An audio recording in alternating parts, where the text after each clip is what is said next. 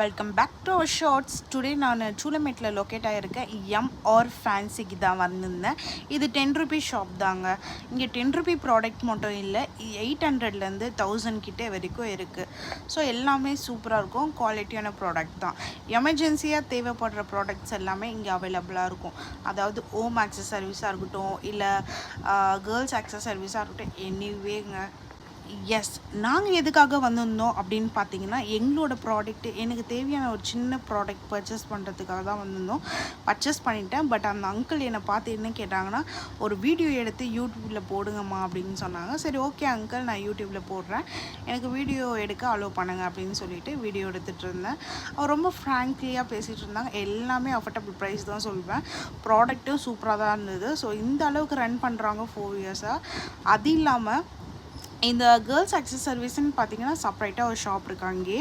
And event தேவையான திங்ஸுமே இருக்குங்க இதில்.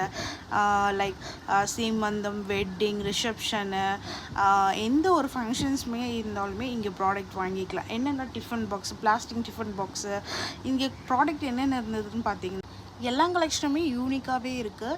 இங்கே நிறைய ப்ராடக்ட் இருக்குது, கிளாத்ஸ் வைஸும் இருக்குது, ஹேண்ட்பேக்ஸும் சூப்பராக இருக்குது, வாட்சஸ் எல்லாமே கிஃப்ட் ஐட்டம் எல்லாமே இருக்குது. Have a nice day for the வாட்சிங்.